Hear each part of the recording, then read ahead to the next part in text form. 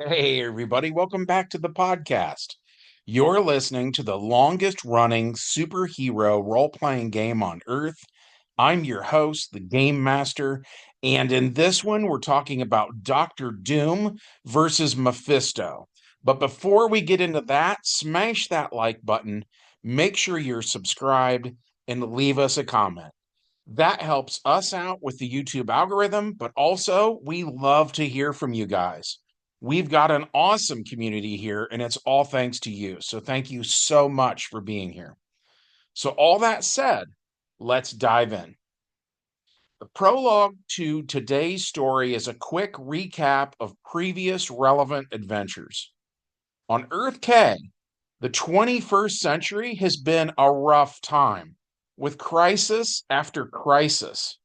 Events like the original Blackest Night wiped out not only the majority of the superheroes, but the supervillains as well. Doctor Doom had the sorcery power, and at one point he subbed sorcery for precognition, which he then used to see his own death. Then, in an attempt to cheat fate, Doctor Doom used his personality transfer power to switch minds with a Doombot so that when that day came and the physical body of Doctor Doom was killed, the mind and spirit of Doom lived on in a powerful steel body that was no longer elderly because we use real time on Earth K rather than comic book time. And Victor Von Doom was so old that in the comics, he was part of the Axis powers in World War II. So the Doombot body was preferable to how his life had been. Also, when Doom died, Reed Richards did too. And so that was also a plus in the mind of Victor Von Doom. In the classic Marvel Superheroes RPG, there's a module called the Breeder Bombs. And in it, the Sentinels create a robotic Magneto, who in turn commands his own robotic version of the Brotherhood of Evil Mutants. At the end of that adventure, the X-Men seemed to destroy the Magneto bot, but the adventure itself says that the robot had been fought once before and that several years had gone by and it had repaired itself from that earlier fight. So in the modern era, that happened again. And the now mostly repaired Magneto robot wandered until it found the West Coast version of Murder World, an amusement park created by a villain named Arcade. This deadly theme park contained a great many technological wonders, including machinery that in a few moments' time could create a perfect duplicate of any classic Marvel superhero or supervillain. So, Magneto Bot used the machines not only to finish repairing itself, but also to amass an army of robo villains that it planned to use to conquer Earth K. And the Doombot that contained the mind and spirit of Doctor Doom joined their ranks, slowly usurping power from the Magnetobot because, of course, in his mind, the only man fit to rule the earth is Doom himself. And at the same time, in the far reaches of space, the Skrull Empire was entrenched in a long and bloody civil war. A good hearted woman had become empress, and the Skrulls that were evil and had grown up under the iron fist of Emperor Dorek wanted to return to their old ways, while the good Skrulls had decades to perfect the Super Skrull technology, giving them the advantage in terms of physical power. The evil Skrull rebels pirated the Super Skrull technology, and one of the rebels endowed himself with the powers of Loki. Because of all this, a group of Skrull rebels came to Earth posing as the classic Marvel supervillains, which got the attention of the Doombot with the mind of the real Doom and his robotic masters of evil. So Robo Doom fought Skrull Doom. Skrull Loki fought Robo Loki. And in the end, one of the biggest fights in that story arc was between Skrull Loki and Robo Doom, who was, secretly the real deal, right? Mentally, anyway. Skrull Loki had the ability to morph into the World Serpent, and it was slowly crushing Doom's mechanical body. But at the last possible moment, Doom used personality transfer again. So now the true mind and spirit of Doom was in the body of Skrull Loki, while the mind of the Skrull Rebel was now in the Doombot. The true Doom won, crushing his enemy, literally. But the last thing the Rebel said was that Doom was not as superior as he thinks he is. Because if he was, he could have won without cheating. So Doom won, but he was haunted by the Rebel's final words. Doom, now in the body of Skrull Loki, went to the Skrull homeworld, where he planned to use the Super Skrull technology to create facsimiles of the Infinity Gems and then travel to Hell and free the soul of his mother, something that had been a goal of Doctor Doom for decades. Eventually, he did go to Hell by teaming up with Lex Luthor, Brainiac, and Ultron. And when they got there, they came face to face with Mephisto himself. What had all the makings of a really awesome battle, however, was dashed when one of my players realized that they could use personality transfer to trap Mephisto in a Doombot. So they removed the Doombot's head first to keep Mephisto from having limbs that contained gadgets like repulsor blasters in the palms of the hand or flight jets on the bottom of the feet.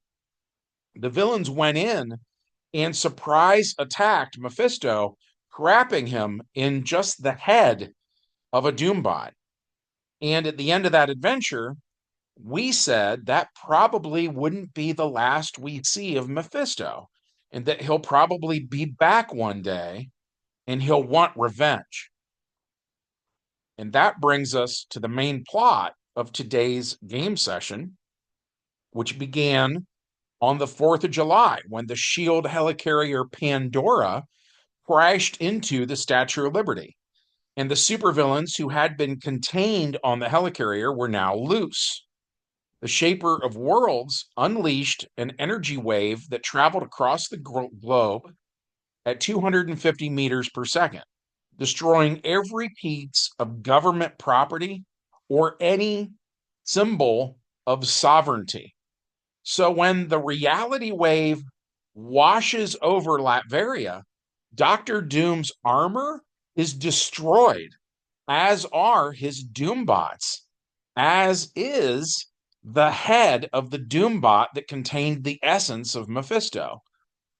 As things fall apart around Victor Von Doom, Mephisto bursts in and bellows at him. And with that, we roll initiative.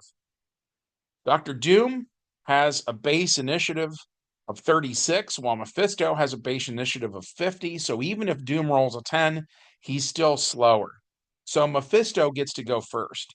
And on his turn, he uses dimension travel to drag Dr. Doom back to hell with him. The reason for this is, according to TSR's old Marvel Superheroes role-playing game, Mephisto's body is in the 22 to 24 AP range, which the phase rip system refers to as Class 1000.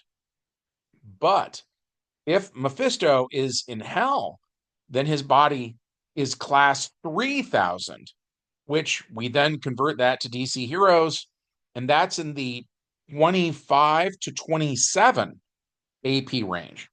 So Mephisto wants those higher stats. After that, it is the turn of Doctor Doom. And while his armor certainly gave him a great many advantages in combat, even without it, he is an experienced magic user. So Doctor Doom shoots a 12 AP blast at Mephisto. And for those wondering, in Phase Rip, both monstrous attacks and unearthly attacks both fall into the 12 AP range in DC Heroes.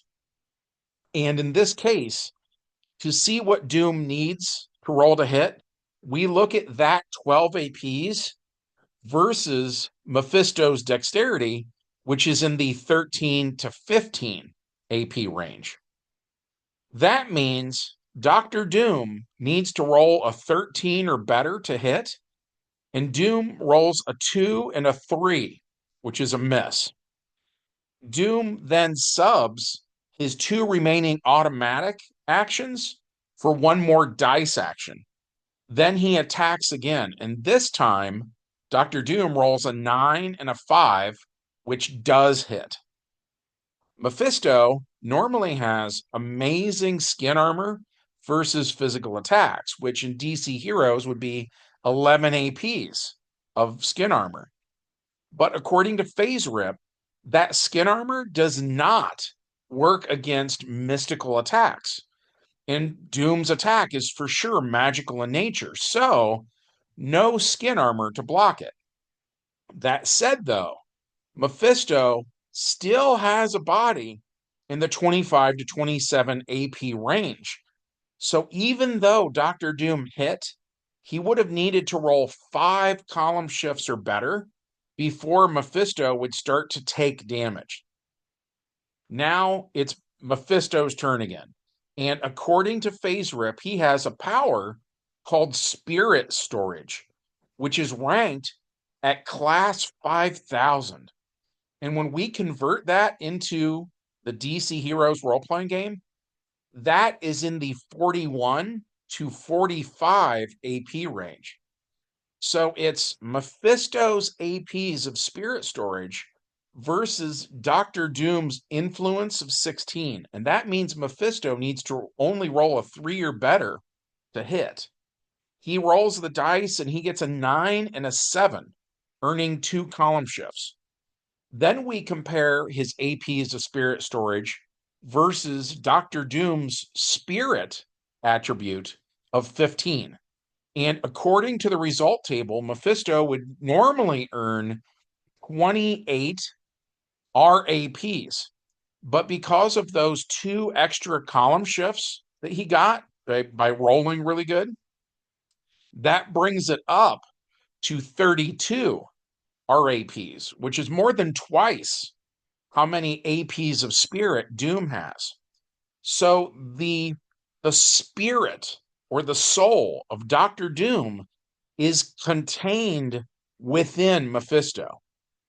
Earlier, when Doctor Doom trapped Mephisto in the head of a Doombot, we had commented in that game how it reminded us of a ghost trap from Ghostbusters. Now it's Mephisto who returns the favor, and we were all keenly aware of the irony. As for what this process actually looks like, TSR's old Marvel Superheroes role-playing game never tells us, and none of us had ever seen Mephisto do this in a comic book. So we borrowed a page from Nightmare on Elm Street 4, The Dream Master. In that film, Freddy Krueger does something very similar to this. We see the faces of his victims in his torso, like they're trying to push out of him, they're trying to escape, and they're screaming and stuff like that, right? So we said the Mephisto of Earth K was doing the exact same thing, and the face of Victor Von Doom is seen then at the end of the game session screaming in rage. And for now, the soul of Doom is trapped inside of Mephisto, which brings us to the epilogue of this game session. When the reality wave washed over Latveria, from the point of view of the citizens, Doom is gone. The Doombots are gone. All government property is gone. So we needed to say someone was there trying to maintain some semblance of order.